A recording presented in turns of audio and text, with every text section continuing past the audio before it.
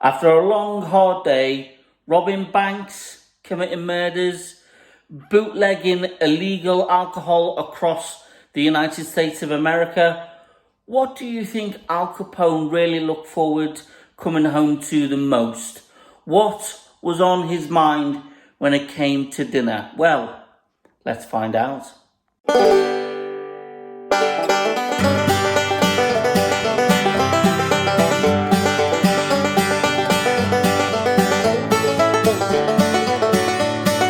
Hi guys, and welcome back to my channel, The Happy Home Cook.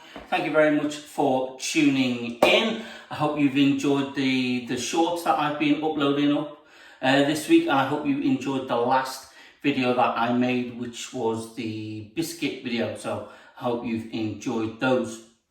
So on today's episode, I'm going to be tackling a bit of a different kind of subject matter. Well, it's still food, but the character surrounding this particular dish is a controversial character, and that is the one and only Mr. Al Capone.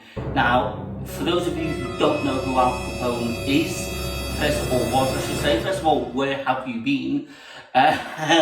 Because he's probably one of the most recognisable and most famous people on the planet. But for those of you who don't know, Al Capone was a notorious, infamous, whatever you want to call it, gangster in the 1920s in the United States, and he was most famous for bootlegging in the Prohibition era, so basically making and selling alcohol during the Prohibition era of the 1920s. But today we're not talking about that. We're not talking about his crimes. We're not talking about what he got up to as a gangster or a mobster. We're not talking about the mafia. We're talking about basically his diet and what Al Capone liked to eat. Because according to a few blogs and forums that are online, Al Capone was a bit of a foodie, and he felt more relaxed at home with a glass of wine and a rolling pin in his hand as opposed to a Tommy gun and a flick knife. And one of the recipes, or one of the favourite dishes he liked to eat, was a walnut infused spaghetti dish. It's like spaghetti with like a walnut sauce. Now, I've eaten quite a lot of Italian food. Italian food is one of my kind of go-to foods if ever I'm throwing a dinner party, or whether it's just something I want to make for myself. But I've never heard of this walnut sauce. So I thought I would do a bit of digging and see if I could come up with a recipe, and lo and behold, I have. So the recipe I found was taken from a book that was written by Al Capone's niece a few years ago. It was a book about his life away from the mob, kind of like his home life, and this recipe was in that book, and I found it on one of these online forums. And there's various kind of variations of this recipe, but this, so to say, has come directly from one of Al Capone's relatives, and you know, this is exactly the recipe he would have used to make this dish. So this is, by all accounts, an authentic Al Capone recipe. This is exactly what he would have done and eaten. So I'm really excited about this. So let's have a look at the ingredients. What I'll do is I will list all the ingredients, including exact measurements, on my Patreon page. So go over to Patreon. I'll put a link in the description below, and subscribe to that. Become a Patreon, and you can access the full recipe there. So let's have a look at the ingredients. So then over here we have olive oil, we've got chopped parsley, we've got chopped garlic, we've got chopped walnuts, and some Parmesan cheese. You'll also need some salt and pepper, of course, and a little dash of dried chili flakes. Oh yeah, and don't forget the pasta. You want enough spaghetti to for about 2 to 4 people. So about how much? I don't know. I use, if you want a good tip, if you haven't already got one, get yourself one of these. It's a spaghetti measurer. And you can see, it's pretty accurate really. So 4 people, 3 people, 2 people, 1 person. This is fairly accurate. I tend to, if it's just for me, because I like to eat a lot, as you can tell, I tend to use the 2, even if it's just for me, because for the 2 person kind of thing, you get exactly enough for 2 people, and both me and my other half are big eaters, so I tend to do the 3 when there's the 2 of us. But yeah, spaghetti measurer, an invaluable piece of kitchen equipment. So first of all, I've put a pan of water on the boil. I've salted the water as well. Once that comes up to the boil, I will add my pasta. But for now, let's crack on with the walnut sauce. So just put a pan on to heat. And then you're going to add your olive oil. And that's a good amount of olive oil.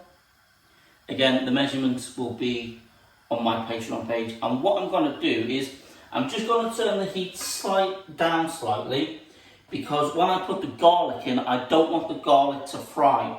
Because when you fry garlic, it can catch and burn quite quickly, and it becomes very, very acrid. And obviously that's what you don't want when you are cooking garlic. So I'm just going to let that warm up ever so slightly, and I'm going to add in my garlic to soften. So I've got my pasta on, the water has come to the boil, so I've just put my pasta on to cook through.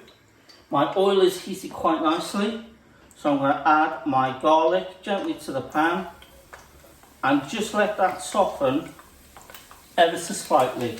I'm going to turn the heat right down so there's practically nothing, and then just let that soften through. All the while I'm just checking on my pasta just to make sure it doesn't catch and stick. Now, a lot of people say to add olive oil to your pasta water. That is not necessary. It's just a waste of olive oil. So there's no need to do that.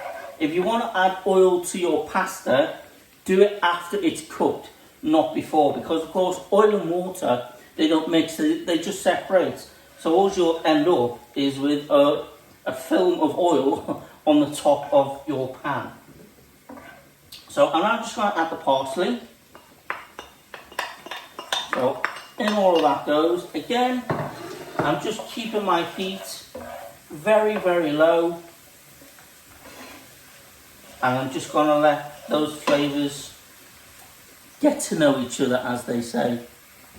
So now I'm just going to take some of my chili flakes, and I only want a small amount, because this is not a hot dish, so you don't want it to be overpowering. Next, I'm going to add my walnuts. Into the oil they go. And again, just let them meet with the oil and soften and cook through. Just on a low heat. This is quite a quick dish. It's not labour intensive. It's not difficult. It's quite an easy dish to make. You can imagine Al Capone, can't you? Stood at his stove with an apron on, glass of good red wine, maybe a Chianti or another decent Italian red, just slowly cooking this dish away. So I'm just going to let those walnuts just cook out. Not that they need a lot of cooking out anyway, but just to bring those flavours through. Season with a little bit of salt and some pepper.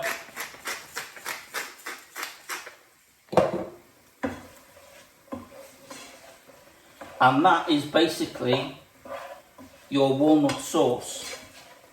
Now the recipe doesn't call for this, but what you can do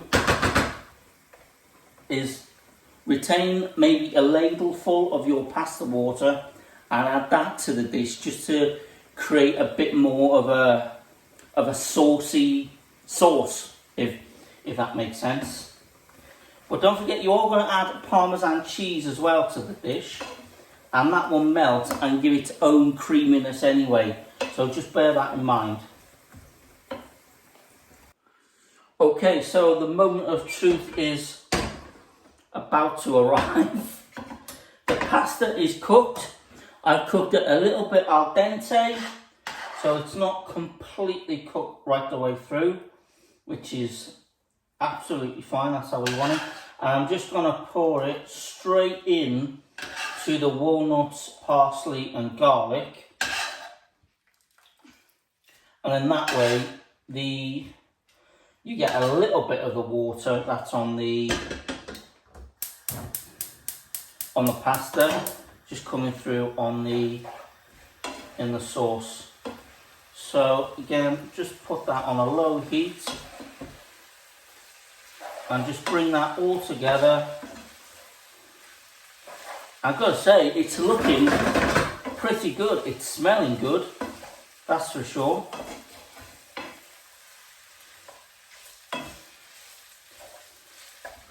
I'm just going to put a little bit of cheese in as it is now, and just get that melted in.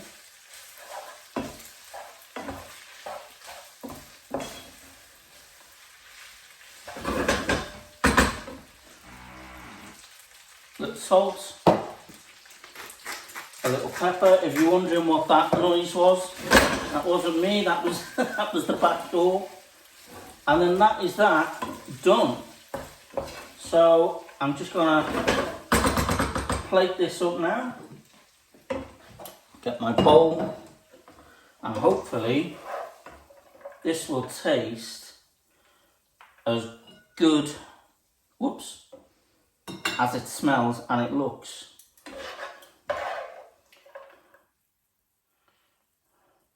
So right into the bowl.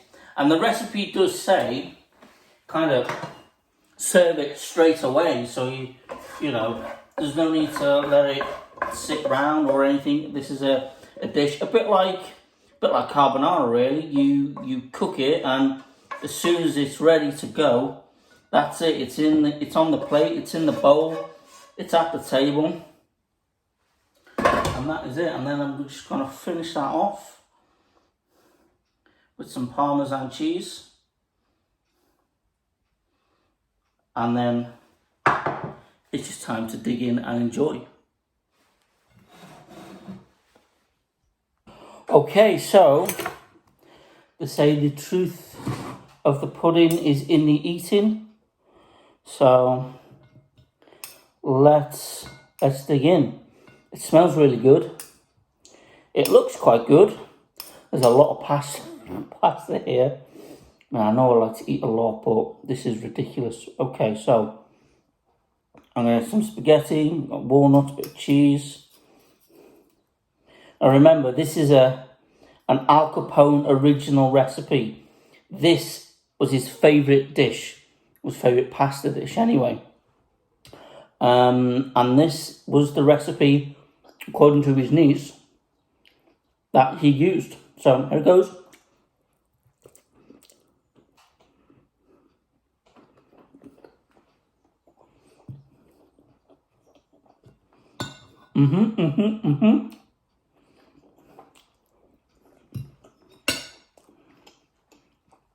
That is really good.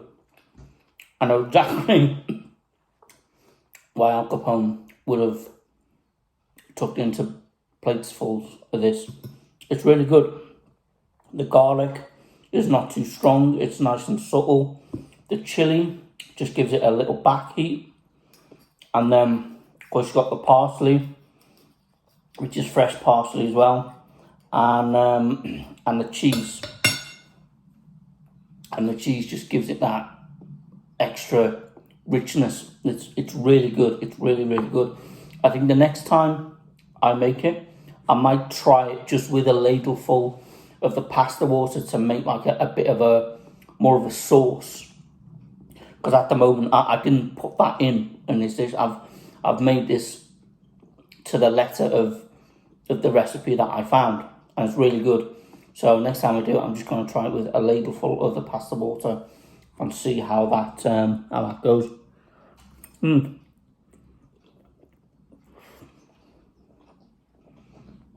But for now, I'm going to enjoy every minute of this. Thank you very much for watching. There is another Al Capone recipe that I found. Is a pork loin roast. Excuse me. It's either a loin or a shoulder of pork. I need to do a bit more digging to find out exactly what it is, what the cut of pork was before I do it. But yeah, that will be my next Al Capone gangster related video. The Al Capone pork roast.